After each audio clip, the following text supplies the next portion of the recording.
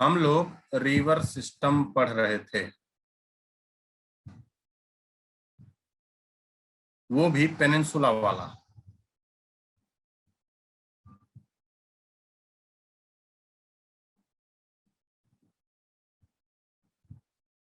वो भी प्रायद्वीपीय नदी तंत्र हम लोग पढ़ रहे थे। ठीक है, प्रायद्वीपीय नदी तंत्र पढ़ रहे थे। देखो, प्रायद्वीपीय नदी तंत्र में हम लोग नॉर्थ से साउथ नदियां पढ़ रहे थे। इसे देखो, सबसे पहले हमने पढ़ा था हुगली, फिर हमने पढ़ा स्वर्ण रेखा। रिवीजन करो बेटा, मैं क्वेश्चन नहीं पूछ रहा हूं, इसीलिए रिवीजन कर लेना है। स्वर्ण रेखा, फिर वैतरणी, फिर ब्राह्मणी, फिर महानदी, फिर पढ़ा था चिल्का लेक, फिर उसके बाद गोदावरी, गोदावरी के बाद कोलेरू लेक, फिर कृष्णा नदी, फिर पेनेरू। ये पूरा नॉर्थ से साउथ हम लोग कर चुके थे। चिल्का के बाद भी किया था, गोदावरी किया था, कोलेरू नदी किया था, कोलेरू झील किया था, कृष्णा किया था, पेनेरू तक किया था। याद है आपको? अब इतना बताओ, यस और नो। गुड इवनिंग उषा, बताइए तो जरा, हाँ या ना। इतना इतना हाँ या ना? हाँ, इतना हाँ। तो इतनी चीजें तो हम लोगों ने किया था, है ना? इतनी चीजें तो हम लोग किए थे, ध्यान से समझो। इसके बाद जो हमारा पोर्शन है, इसके बाद ही हमें करना है। देखो, ये तो मैप था, तटों के बारे में बताया गया था, ये तो आपको दिया गया था नोट्स। इसके अब साउथ में करेंगे। तो देखो, इसके जब साउथ वाले पार्ट पे हम जाएंगे तो इधर से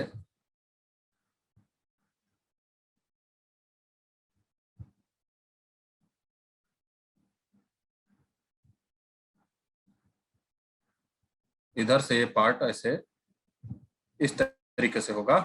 एक बार मैप में आपको देखना है। आप सभी लोग मैसेज करोगे chat with DK Upadhyay sir.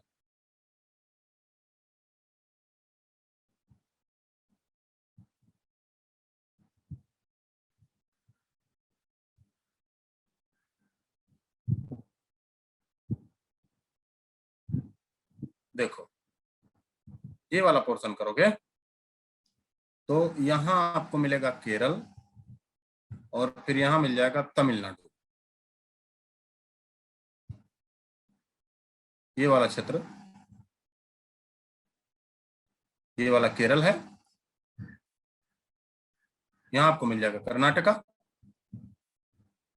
यहां मिल जाएगा तमिलनाडु, यहां मिल जाएगा आंध्र प्रदेश। अब हम पेनेरू से या पेन्नार से साउथ में कर रहे हैं। ये नदी यहां ऐसे लटका हुआ, ऐसे श्रीलंका।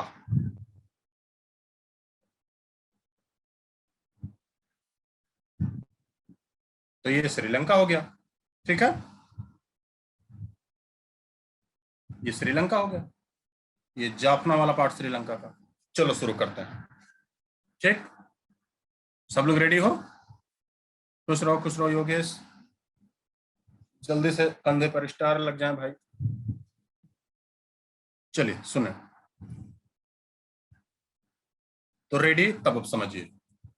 अब आंध्र प्रदेश और तमिलनाडु की सीमा पर ऐसे एक झील है।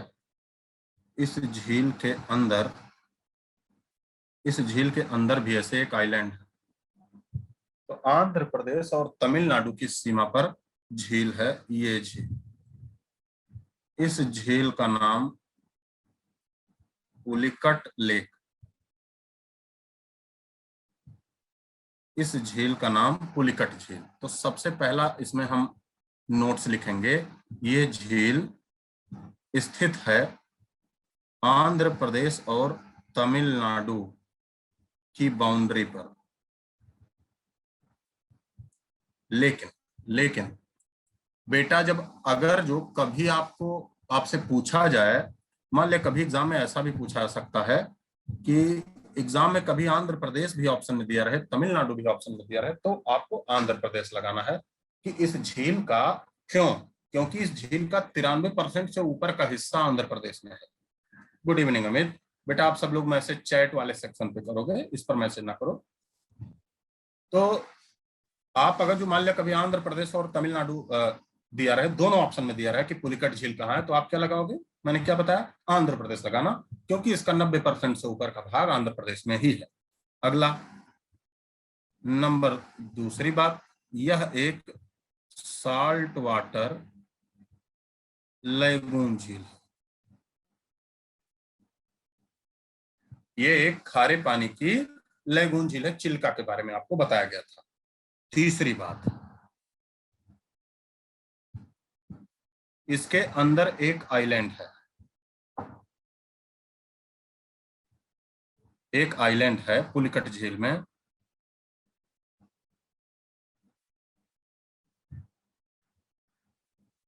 आइलैंड है लेक में, और ये आइलैंड आंध्र प्रदेश में है।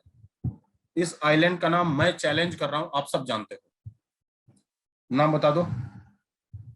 आप सबको बस पता है इस आइलैंड का नाम, सबको पता है, बताओ जल्दी से। अब सोचो, मैं आप लोगों के मन की बात जान ले रहा हूं, आप खुद नहीं जान पा रहे हो। इस आइलैंड का नाम आप सबको पता है।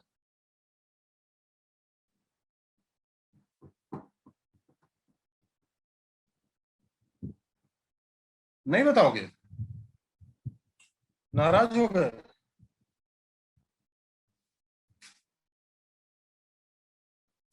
बताएंगे कि नहीं बताएंगे, ये बताइए। दमन दीव? दमन दीव गुजरात के पास है। चलो देखो, इस आइलैंड का नाम आप सभी को पता है, लेकिन बस आ नहीं रहा है। ये देखो मैंने लिख दिया।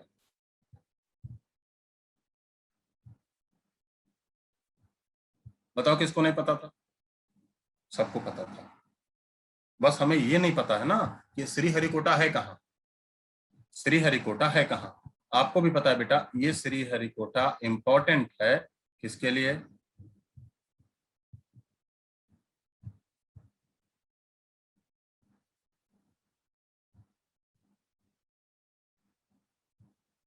ये इसरो का क्या है? ये सैटेलाइट लॉन्चिंग स्टेशन है। ये इसरो का सैटेलाइट लॉन्चिंग स्टेशन है, ठीक है? इसरो का सैटेलाइट लॉन्चिंग स्टेशन। डन? कोई दिक्कत नहीं आता? पता था कि नहीं पता था? पहले तो ईमानदारी से बताओ, पता था या नहीं पता था? ये बता दो पहले से। पता था। तो आपसे अगर जो पूछ लिया जाए कि श्रीहरिकोटा कहाँ है, या श्रीहरिकोटा कौन से राज्य में है, तो आप तो बता दोगे आंध्र प्रदेश। लेकिन बेटा अगर जो पूछ लिया जाए कौन सी झील में है, तब क्या बताओगे? हाँ, यही सतीश धवन अंतरिक्ष केंद्र है। तो कौन सी झील में है, तो क्या बताओगे? हाँ, पुलिकट लेक। कहाँ? पुलिकट लेक, पुलिकट झील में। डन? ठीक, आगे बढ़ो, साउथ की तरफ आ जाओ। साउथ की तरफ जब आओगे तो तमिलनाडु में यही मिलेगा एक जगह,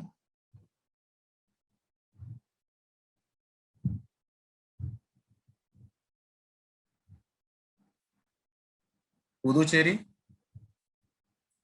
आपको पता है पुदुचेरी एक यूनियन टेरिटरी है, तो पुदुचेरी कोई तमिलनाडु के अंदर नहीं, ये अलग है, यूनियन टेरिटरी एक अलग है। फिर देखो, यहाँ कर्नाटक में एक पहाड़ी मिलेगी, इस पहाड़ी का नाम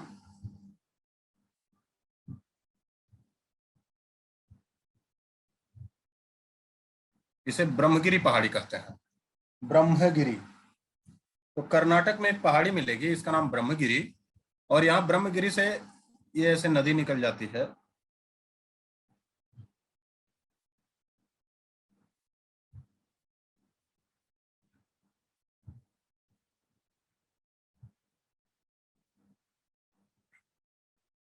ब्रह्मगिरी पहाड़ी से नदी निकल जाती है। इस नदी का नाम कावेरी है। इस नदी का नाम क्या है? कावेरी। कावेरी नदी जहां गिर रही है वहीं उस जगह पर, मतलब कावेरी नदी का माउथ जहां है उस जगह पर पुदुचेरी की एक और जगह स्थित है। पुदुचेरी 4 जगहों में है। पुदुचेरी 4 जगह पर है। तो पुदुचेरी का ही एक टेरिटरी और है जिसे कहते हैं कराईकल। ये भी किसका है? पुदुचेरी का है। आपको पता ही होगा, ये सब पॉलिटी में शायद आपने पढ़ा हो। पॉलिटी में आपने शायद पढ़ा होगा कि कहां कहां है पुदुचेरी और क्यों ऐसा है, ये बताया गया होगा, है ना? ठीक है, तो इसे तो आप जानते ही होंगे, तो इसकी बहुत ज्यादा जरूरत नहीं है, मैं ऐसे बता दे रहा हूं। तो ये हो गया आपका कराईकल। फिर से तो कावेरी नदी के बारे में तो हमने यहां जान लिया। कावेरी के बाद देखो बेटा, यहां एक ऐसे जगह है तमिलनाडु में, मदुरई जिसे कहते हैं। मदुरई से एक नदी निकलती है और ये यहां चली जा रही है। इस नदी का नाम वैगई। इस नदी का नाम क्या? वैगई। और ये वैगई नदी जाके गिर जाती है यहाँ रामेश्वरम के पास। इस तरीके से यहाँ ऐसे एडम्स ब्रिज है, ऐसे श्रीलंका तक है, छोटे छोटे आइलैंड हैं। इसे ही कह दिया जाता है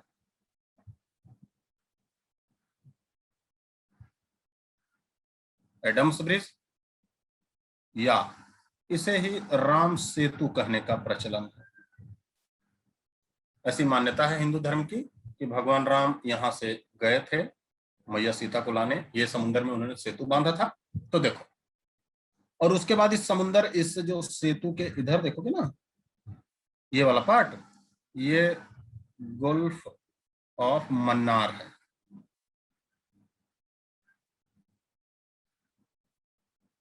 गुल्फ ऑफ मन्नार ये है, ठीक। उसके बाद ये देखोगे, ये बीच वाला क्षेत्र, ये कराईकल से और श्रीलंका के बीच वाला ये जो रीजन मिल रहा है, ये सबसे कम पानी वाला क्षेत्र, इसे कहा जाता है पाक स्ट्रीट, पाक जल संधि। ये पाक स्ट्रेट क्या है? ये समुद्री सीमा है। समुद्री सीमा किसके किसके बीच? भारत और श्रीलंका के बीच। भारत और श्रीलंका के बीच। डन। ध्यान से समझिए। अब हमें थोड़ा सा कावेरी नदी के बारे में थोड़ा सा जानना है, और अगर जो आपको नहीं पता होगा तो थोड़ा सा पुदुचेरी के बारे में जान लेना है। और ये सारी बातें आप जान चुके हो, नॉर्थ से साउथ हम जान रहे हैं,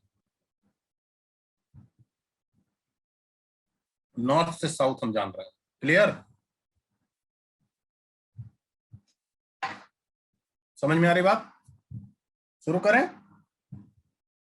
शुरू करें?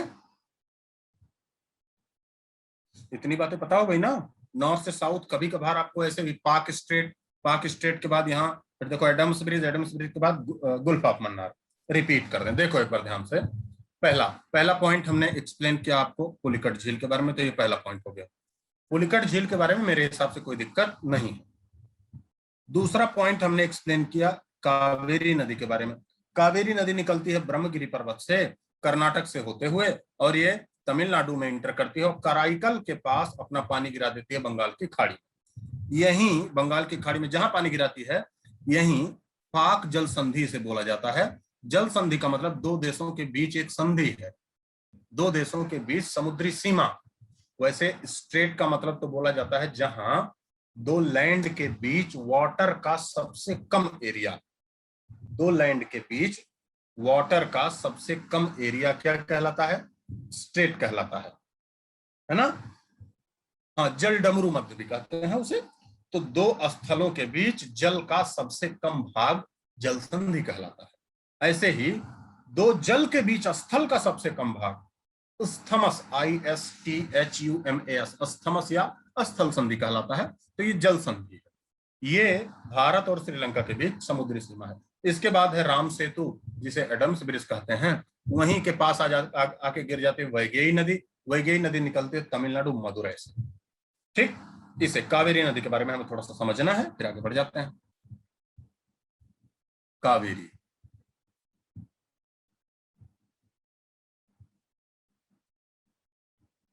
कावेरी नदी।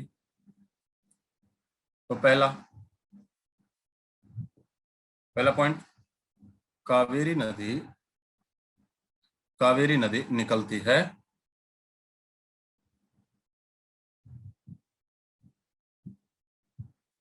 इसका उद्गम है कर्नाटक।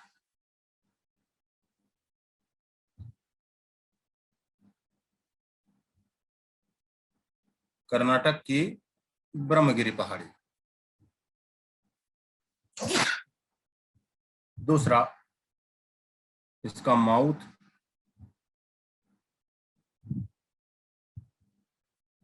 इसका मुहाना है BOB, नियर कराईकल। बंगाल की खाड़ी किसके नजदीक? कराईकल के नजदीक, पुदुचेरी। ठीक है, अब कावेरी नदी के बारे में थोड़ी सी बात।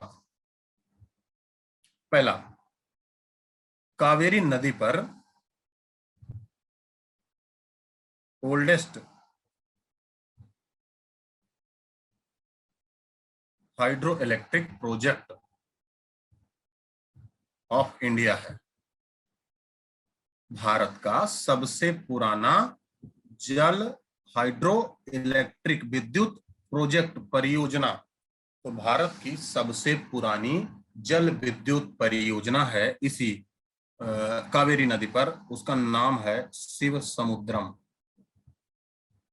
सुना होगा आपने, शिव समुद्रम परियोजना 1904 में बना था। इसका नाम शिव समुद्रम परियोजना कब बना था? 1904 में। और यह है कहां?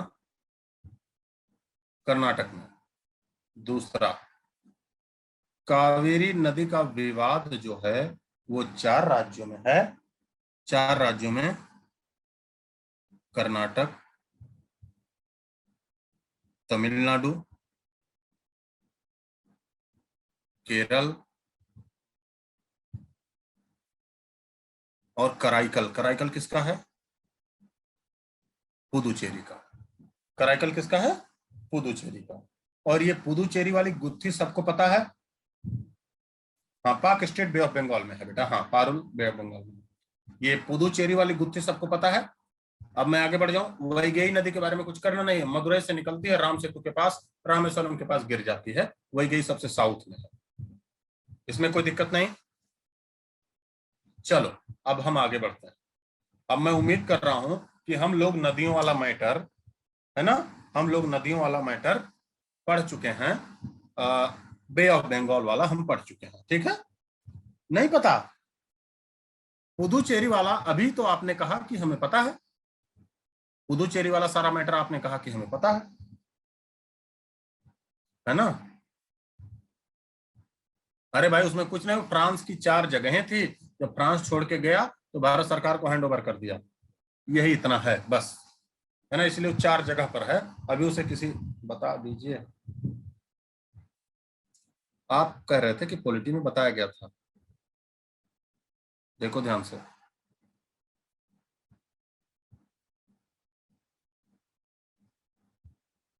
समझ आता है और क्या।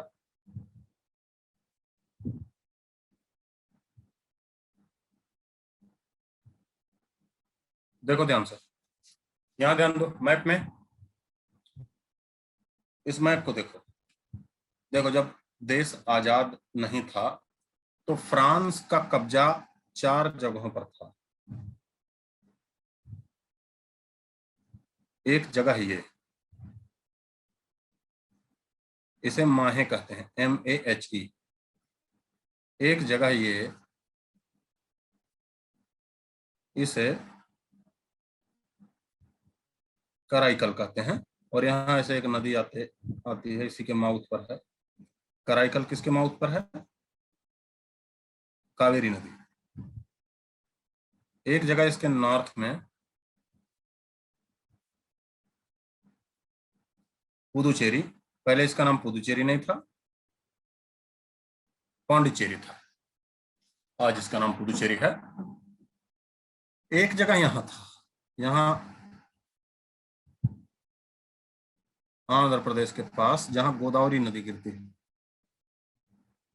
गोदावरी नदी यानाम।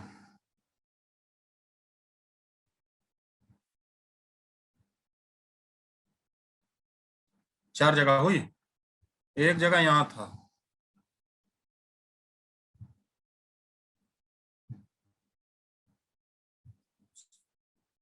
चंद्रनगर। एक जगह यहां था, चंद्रनगर। कुल जगह 5 हो गई जी, तो 5 जगह थी।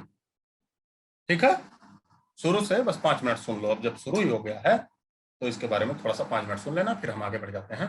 आज हम कोशिश करेंगे कि हम नदियां कर लें, है ना, नदियों वाला पोर्शन आज हम कोशिश करेंगे कि खत्म कर लें। अब ये 5 मिनट 10 मिनट चला जा रहा है, नहीं तो कोशिश क्या करना था, तो पक्का था आज ये मैं प्लान बना के आया था। आगे देखो, ये जो चंद्रनगर है बेटा, मतलब 5 जगह थी, 5 स्थान थे। ये पहला चंद्रनगर, दूसरा यानाम, तीसरा पांडिचेरी, चौथा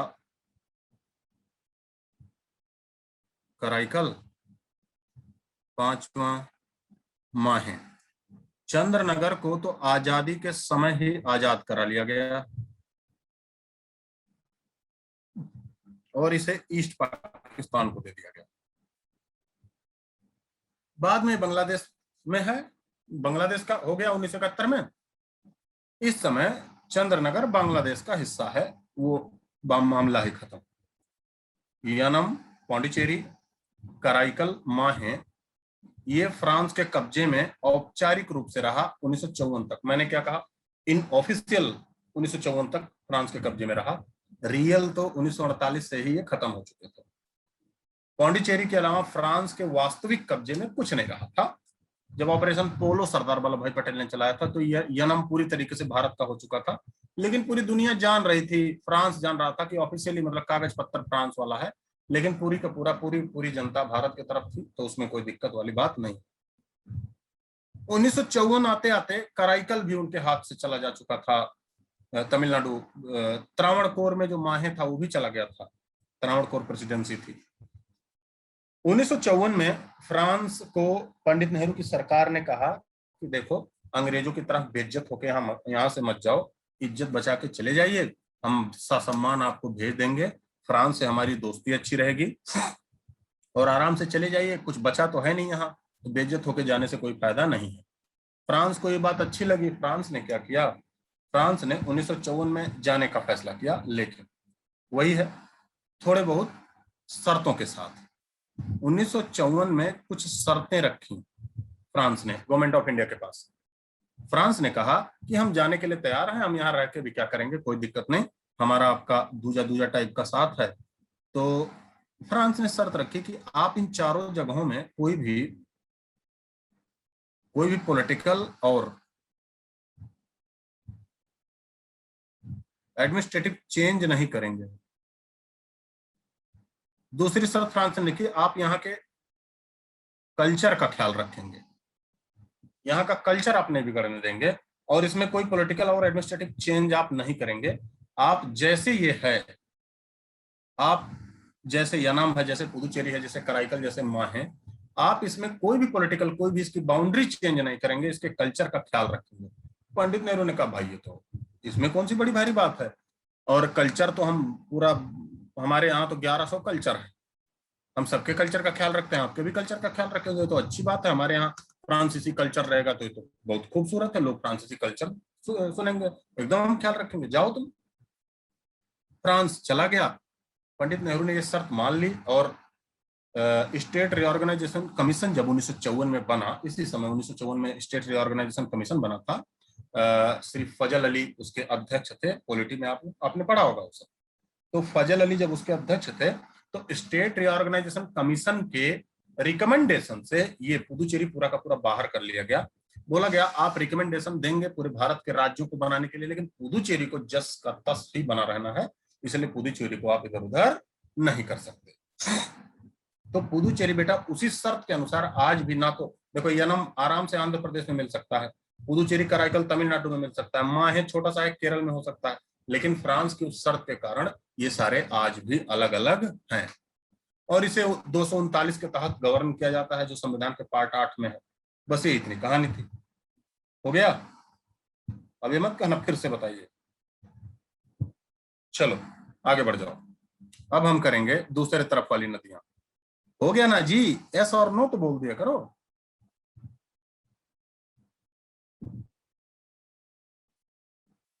ठीक है, मत बोलो। चलो आगे बढ़ो।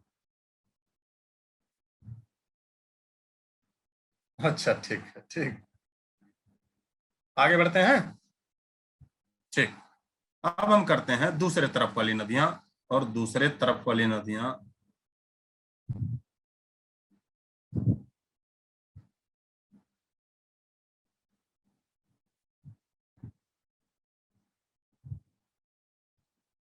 ये लो। क्या ये मैप आपको ख्याल मतलब पता है ये कहाँ का मैप है? कौन से देश का? अब हम नदियां करने जा रहे हैं, वो नदियां जो अरब सागर में गिरे।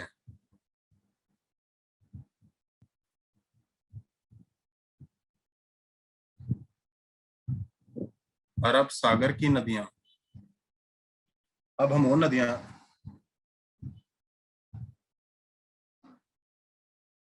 हाँ, तो अब हम वो नदियां करने जा रहे हैं ना। पुदुचेरी की जगह अलग अलग नाम है बेटा, सारा मिला के पुदुचेरी है, लेकिन सारा मिला के पुदुचेरी है, नो डाउट। लेकिन लेकिन जैसे आप समझ रहे हो ना, जैसे आप दिल्ली में रह रहे हो तो करोल बाग है, राजीव नगर है ना, राजीव चौक है, यूटीबी नगर है, कैंप है ना, बत्रा सिनेमा, जानते ही हो, मुखर्जी नगर, नेहरू विहार, गांधी विहार, ये सब है। ऐसे समझ लो ये छोटे छोटे शहर थे। तो जब जाने लगा फ्रांस तो सबको पुदुचेरी नाम कर दिया गया, सब उसी राज्य के अंतर्गत आने लगे, लेकिन ये छोटे छोटे शहर है, बस ऐसे समझ। चल, अरब सागर की नदियां। अरब सागर की नदियों में अगर जो आपसे कहा जाए तो ध्यान से देखो, यहां ऐसे दिल्ली से लेके ये यहां तक ऐसे अरावली पर्वत है।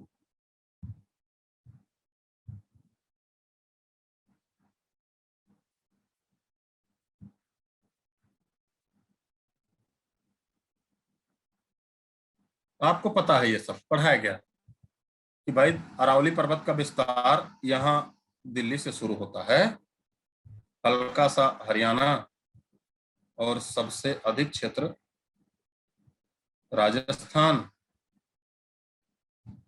और उसके बाद ये यहाँ गुजरात तक है। और ये गुजरात वाला रीजन, गुजरात में ये जो सींग बड़ा हुआ दिख रहा है, इसे कहा जाता है रन ऑफ कच्छ। हिंदी में कहोगे कच्छ का रण,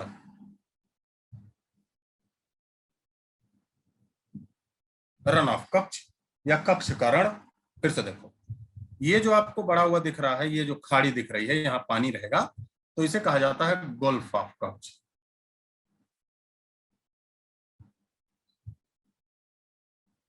कच्छ की खाड़ी, इसे कह दिया जाता है गोल्फ ऑफ कच्छ। फिर से देखो, ये जो आपको दिख रहा है, ये इसे कह दिया जाता है ये काठियावाड़। ये सब पेनिनसुला है, ये तीन तरफ से पानी से घिरा है। तो देखो, एक दो तीन, एक दो तीन, ये तीन तरफ से पानी से घिरा है, तो काठियावाड़। फिर से देखो, ये जो खाड़ी दिख रही है, इसे कहते हैं खंभात की खाड़ी।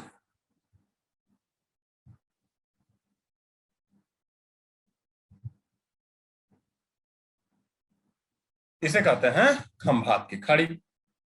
अब समझना बेटा, सारे पात्र हमारे मिल गए हैं, तो सारे पात्र हमारे मिल गए हैं, तो हम यहाँ इस पेज पे ऐसे नाम भी लिख लेंगे। इधर नदी लिख लेंगे, नदी का नाम, फिर इधर लिख लेंगे कि वो नदी निकली कहां से, उसी तरीके से उस नदी का उद्गम कहां है। फिर इधर लिख लेंगे उस नदी का मुहाना कहां है। फिर इधर लिख लेंगे अदर फैक्ट, अन्य तथ्य। इस पेज पे ये बात लिख लेंगे। ठीक, चलो अब शुरू करते हैं। पहले वाली ही स्लाइड पे करना है, तो दिखाने की क्या बात है, पहले वाली ही स्लाइड पे करना। चलो देखो, यहाँ देखो, ये राजस्थान, ये अरावली।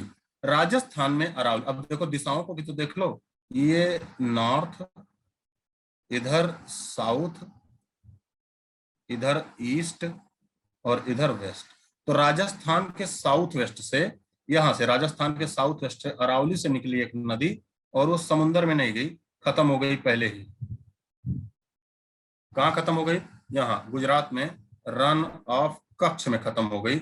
इस नदी का नाम लूनी नदी। इसका नाम क्या? लूनी नदी। तो यहां लिखना शुरू करो। एक नदी हमें मिली जिसका नाम लूनी नदी। वो कहां से निकली?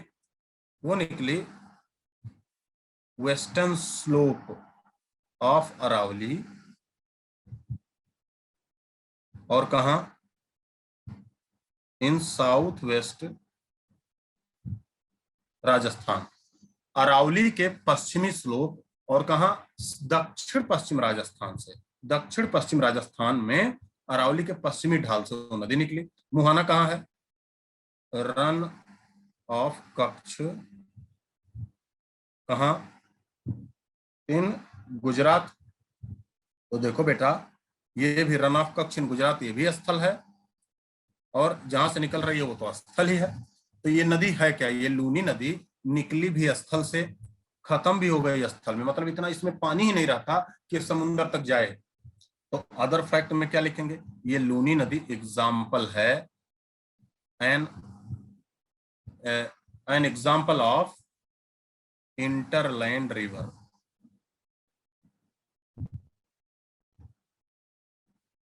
ये लूनी नदी अंतः स्थलीय नदी का उदाहरण है। ये लूनी नदी उदाहरण है किसका? अंतः स्थलीय नदी। किसका उदाहरण है? अंतः स्थलीय नदी का उदाहरण है, इंटरलैंड रिवर का उदाहरण है। मतलब ये स्थल के अंदर से ही, स्थल के अंदर निकली और स्थल के अंदर ही ये खत्म हो गई, इसीलिए इसे कहा जाता है इंटरलैंड रिवर, अंतः स्थलीय नदी का उदाहरण। तो लूनी हो गई। फिर से अब देखो, आगे बढ़ो, पीछे आ जाओ, फिर अब ईस्ट के साइड आ जाओ। राजस्थान में देखो, यहाँ अरावली के पूरब में एक जगह है, बड़ी खूबसूरत सिटी है, अमीरों वाली। इसे कहा जाता है उदयपुर, झीलों का शहर। ठीक है, उदयपुर। उदयपुर से देखो एक नदी निकलती है जो राजस्थान से होते हुए गुजरात से होकर और आके गिर जाती है यहाँ, कहाँ? कहाँ? खंभात की खाड़ी में। नाम इसका साबरमती नदी। नाम इसका कौन सा? साबरमती नदी। इस साबरमती नदी के तट पर ऐसे दो जगह है,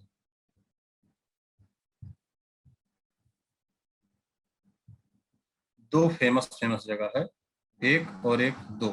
पहली जो जगह है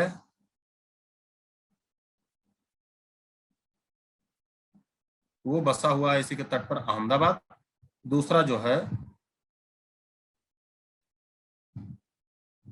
वो गांधीनगर, गुजरात की राजधानी। तो साबरमती नदी उदयपुर से निकली, इसी के तट पर अहमदाबाद और, कहाँ है? अहमदाबाद और गांधीनगर है, इसे भी लिख लो। देखो यहां लिखो, तो हमने ऐसे लाइन कर दिया जिससे हम लिख लें।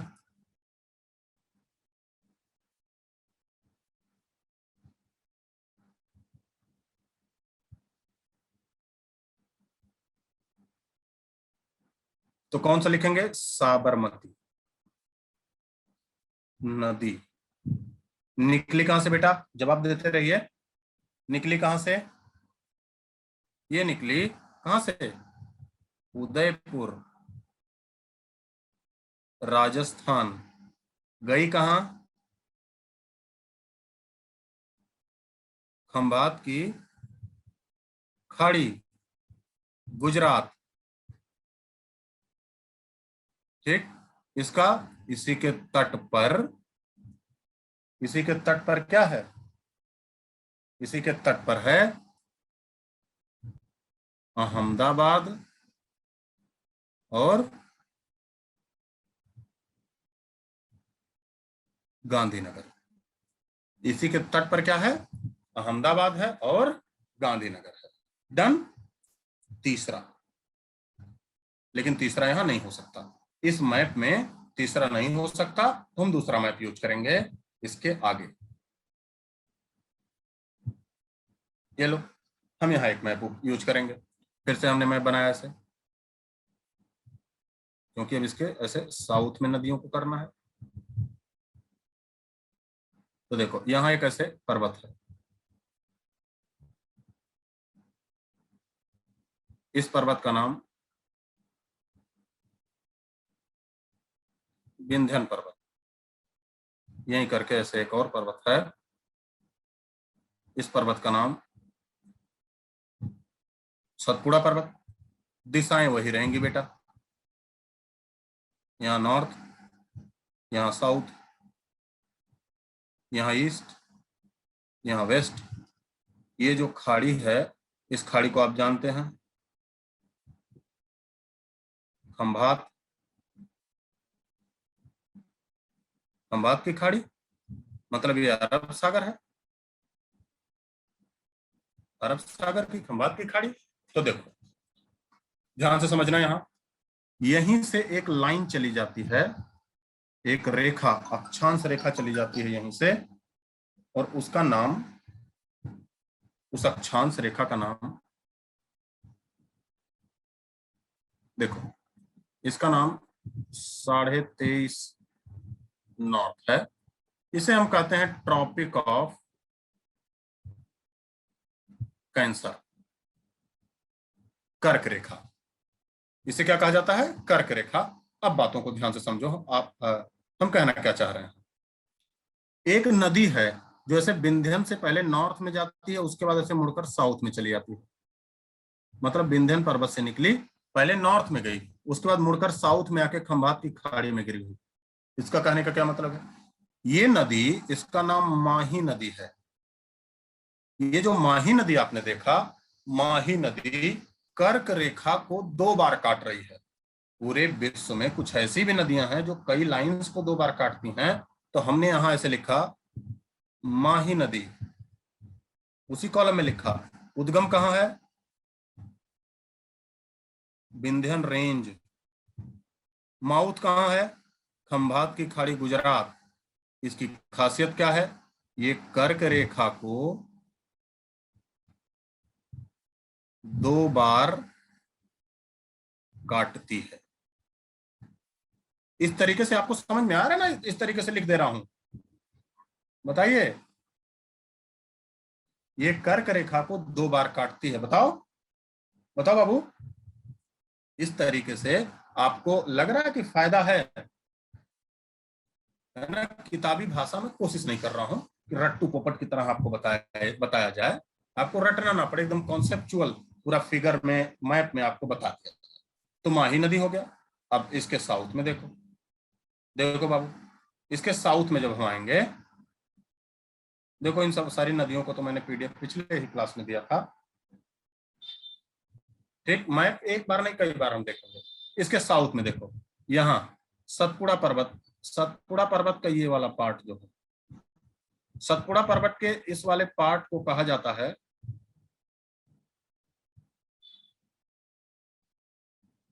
अमरकंटक, ये मध्य प्रदेश और छत्तीसगढ़ की सीमा पर है।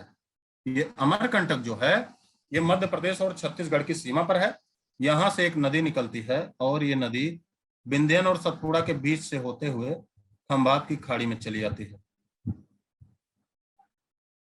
इस नदी का नाम नर्मदा है। तो नर्मदा नदी निकली अमरकंटक से और ये खंभात की खाड़ी में चली आई। इसके बारे में भी कुछ बात है, बताएंगे। फिर से सतपुड़ा पर्वत में यहां है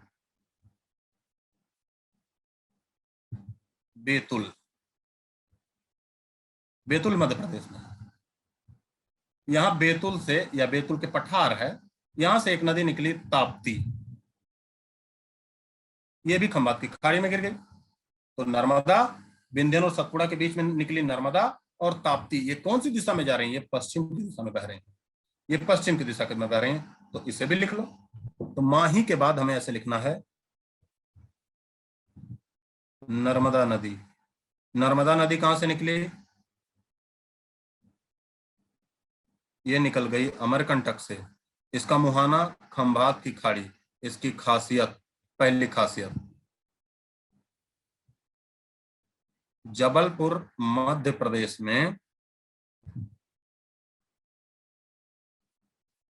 इसी पर धुआंधार प्रपात है।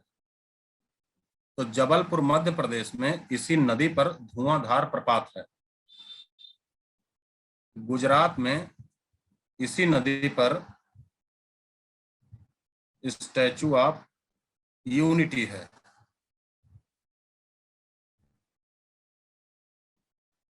Highest statue of world.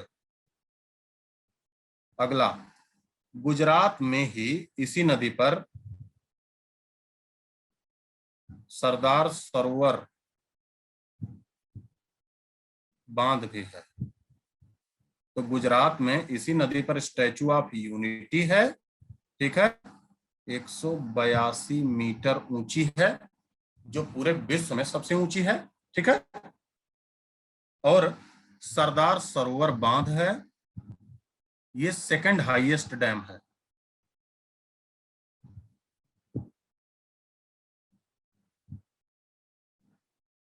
पूरे विश्व का मैं कह रहा हूं, भारत का नहीं, ये पूरे विश्व का दूसरा सबसे ऊंचा डैम है। तो नर्मदा नदी थोड़ा आपको ख्याल करना होगा।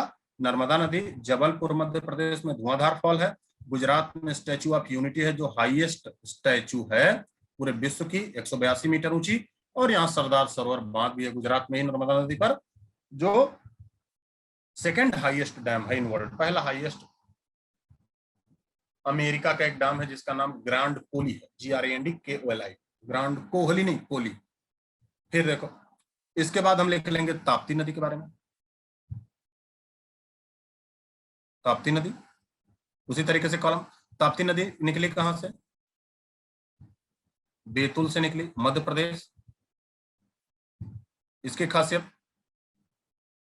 तो ये बैतूल से निकली। माउथ कहां?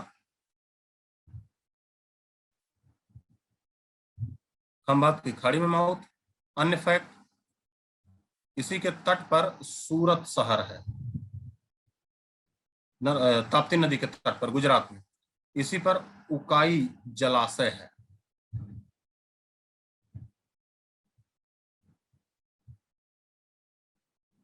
उकाई परियोजना या उकाई जलाशय, तो इसी के तट पर बसा हुआ है सूरत शहर, और उकाई जल विद्युत परियोजना इसी पर है। चलो बताओ, इतना समझ में आया? जल्दी से बताइए, इतना समझ में आया आप सबको? यहां तक किसी को कोई दिक्कत? बोलिए जल्दी से।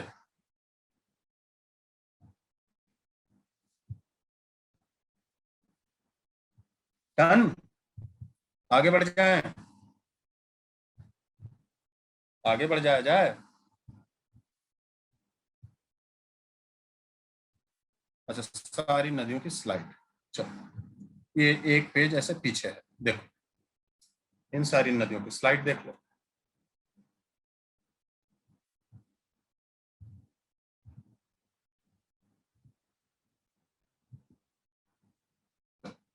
ठीक, ठीक है बेटा, अब हम आगे बढ़े। अब साउथ की तरफ आएंगे। साउथ के मतलब नीचे वाले पार्ट पे हम आएंगे, समझे।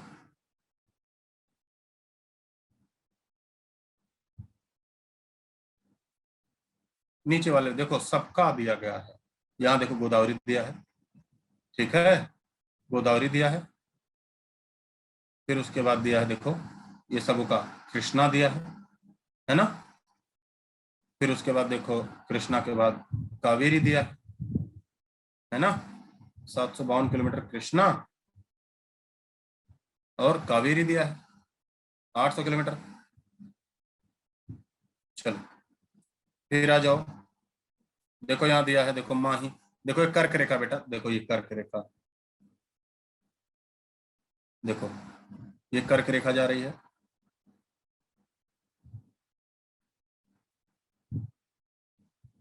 ये कर्क रेखा, और देखो ये माही नदी।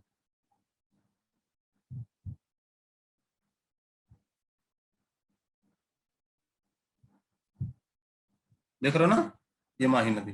तो माही नदी कर्क रेखा को 2 बार काटते, कहाँ गिर जा रही है, गुल्फ ऑफ खंभात में। तो देखो यहाँ नर्मदा भी देखो गुल्फ ऑफ खंभात में, यहाँ देखो ताप्ती, तापी लिखा जाता है, तो तापी। ये सारी नदियां कहाँ गिर जा रही हैं, ये गुल्फ ऑफ खंभात में गिर जा रही हैं। ठीक है, यही बात आपको बताया गया। अब हम थोड़ा सा साउथ में जाए, देखो अब ऐसे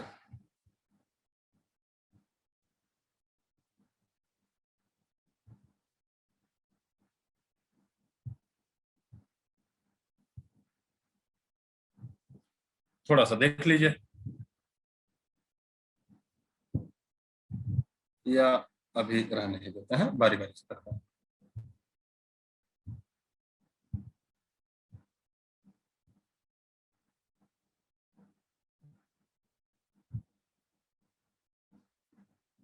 देखो यहां फिर से एक नदी आपको मिलेगी, ये गोवा वाला रीजन है। इसके इधर यहाँ है महाराष्ट्र, इसके इधर यहाँ है कर्नाटक। ये तो केरल वाला क्षेत्र है, इतना लंबा नहीं केरल है लेकिन हाँ है। अब इस केरल वाले रीजन में के ऊपर अगर जो आएंगे नॉर्थ में, इस कर्नाटक से यहां से एक नदी निकलती है और गोवा महाराष्ट्र की सीमा बनाते हुए यहां आके गिर जाती है। इस नदी का नाम महादाई, महादाई नदी। ये जो महादाई नदी है इसी के माउथ पर पणजी है। इसी के माउथ पर क्या बसा हुआ है, पणजी। पणजी गोवा की राजधानी। इस नदी को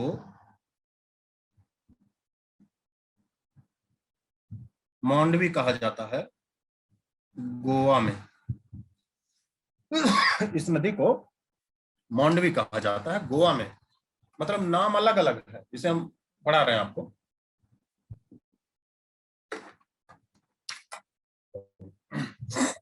इसे आपको बताया जा रहा है, देखो कैसे हम इसे लिखेंगे, ध्यान से समझना बेटा। यहां हम ऐसे लिखेंगे, हम कर रहे हैं महादाई नदी, और इसका नाम ये कर्नाटक में है। ये महादाई नदी, इसका उद्गम वेस्टर्न घाट माउंटेन कर्नाटक, पश्चिमी घाट पर्वत कर्नाटक से निकली, फिर ये महाराष्ट्र और गोवा की सीमा बनाई। महाराष्ट्र और गोवा की सीमा के बाद ये इंटर कर गई गोवा में। गोवा में जो नाम हुआ इसका, उसका नाम है मांडवी नदी। गोवा में इसका नाम क्या हुआ, मांडवी नदी। यही गोवा में ही इसी नदी पर दूध सागर फॉल है।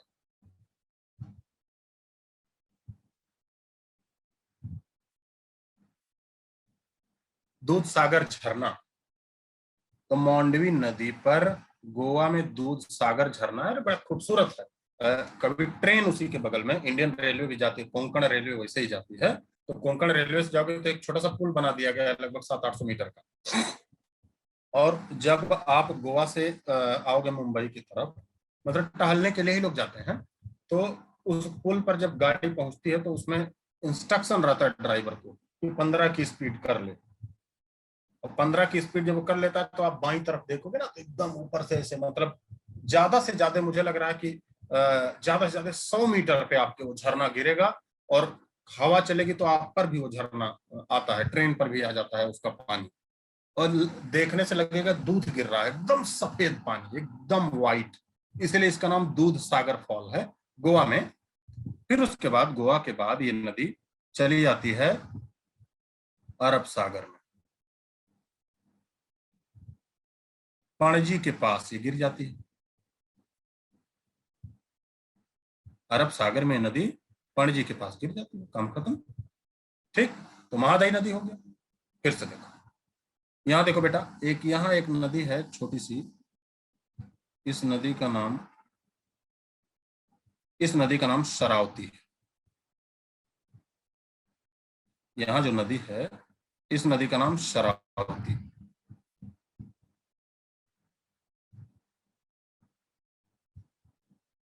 देखो देखो, यहां मैं लिख दे रहा हूं शरावती नदी। ये कर्नाटक की नदी है, छोटी सी नदी है, ज्यादा लंबी भी नहीं है। और कर्नाटक की शरावती नदी एक पश्चिमी घाट से निकलती है, अरब सागर में गिर जाती है। इसमें कोई बहुत भारी बात नहीं है। इसमें इंपॉर्टेंट क्या है, इसी शरावती नदी पर शिमोगा जिले में भारत का सबसे ऊंचा जलप्रपात, नाम बताओ, सब लोग जानते होंगे। भारत का सबसे ऊंचा जलप्रपात, जल्दी से बताओ। शरावती नदी पर है, कर्नाटक में है, शिमोगा जिले में है। सब कुछ मैं बता दिया, नाम आपको बताना है। जल्दी बताओ भाई। जोग, बहुत अच्छा पारुल, जोग फॉल है ना। तो कौन सा है, जोग वाटरफॉल। हाँ योगेश, जोग तो ऐसे लिखेंगे, जोग, या इसी का नाम गरसप्पा, या इसी का नाम महात्मा गांधी प्रपात या झरना। तो यहां तक तो हो गया, ठीक है, यहां तक तो हमारा मैटर हो गया, ठीक है। शरावती नदी पर डन, ठीक है। अब हम आगे बढ़ेंगे, केरल वाले रीजन को कर लेंगे तो आज का मैटर खत्म हो जाएगा। और हमारे पास 5 मिनट है भी, है ना। शुरू करो। अब हटाई से, नहीं तो फिर कहोगे बैक कीजिए। इसे लिख लिया, इस वाले रीजन का बचा है, इसी वाले रीजन का करना, देखो इधर का बचा है बस। जल्दी डन लिख के मैसेज करो, फिर हम आगे बढ़े। मेरी क्लास है बेटा। ये ऐसे करते हैं, केरल वाला रीजन 2-4 मिनट का नहीं है, कम से कम उसमें 10 मिनट लगेंगे। जल्दी करना, फिर बेईमानी हो जाएगी आपके साथ। एक काम करते हैं, कुछ 2-4 क्वेश्चन आपको देते हैं, क्वेश्चन कर लो। उसके बाद आज की क्लास इतना ही रहने देते हैं, केरल वाला रीजन अगली क्लास में करेंगे। कुछ क्वेश्चन करो, क्वेश्चन कीजिए। चलिए क्वेश्चन कीजिए। Option A, B, C, D. Option A पे दिया गया नर्मदा, ऑप्शन बी पे दिया गया कावेरी, गोदावरी, कृष्णा। कुछ नहीं दिया है, बस यही आंसर, यही क्वेश्चन ही है, कुछ ऊपर लिखा भी नहीं है। क्या करोगे बताओ, इसमें से एक को मारना है। ऊपर कुछ भी नहीं लिखा है, क्वेश्चन में बस यही 4 ही दिया है, बताओ। अमन ने बताया ए, अमन ने ए जवाब दिया, ठीक है। और कोई, और कोई, सीमा ने भी एक जवाब दिया। जीत, सपना, एबीवीपी ने भी ए जवाब दिया, सबने ए जवाब दिया। प्रतीक ने सी जवाब दिया,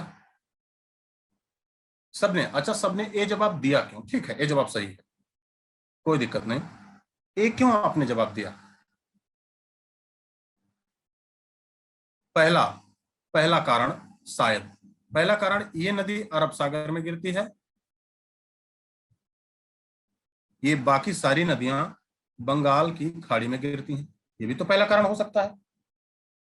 दूसरा कारण, ये तो पहला कारण हुआ। दूसरा कारण, पहला कारण, दूसरा कारण, ये नदी पूरब की ओर बहती है, ईस्ट की तरफ। ये सवाल आया है इसलिए मैं लिख रहा हूं। नहीं, सॉरी सॉरी सॉरी, गलत हो गया, माफ करना बेटा। ये नदी पश्चिम की तरफ बहती है, नर्मदा, और बाकी सारी नदियां पूरब की तरफ बहती हैं।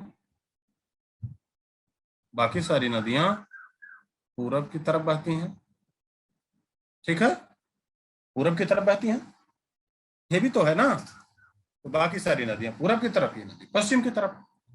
तो ऐसे भी पूछा जा सकता है, 4 ऑप्शन दे दिया, कौन सी नदी पश्चिम की तरफ बहती है, 4 ऑप्शन दे दिया, कौन सी नदी पूरब की तरफ नहीं बहती, ऐसे भी पूछ लिया था। तो कंफ्यूजन आपको करने के लिए कुछ भी पूछा, ऐसे पूछ ले, कौन सी नदी कर्क रेखा को 2 बार काटती है? कौन सी नदी कर्क रेखा को 2 बार काटती है? ऐसे ही पूछ लिया जा सकता है, कर्क रेखा को 2 बार काटने वाली नदी।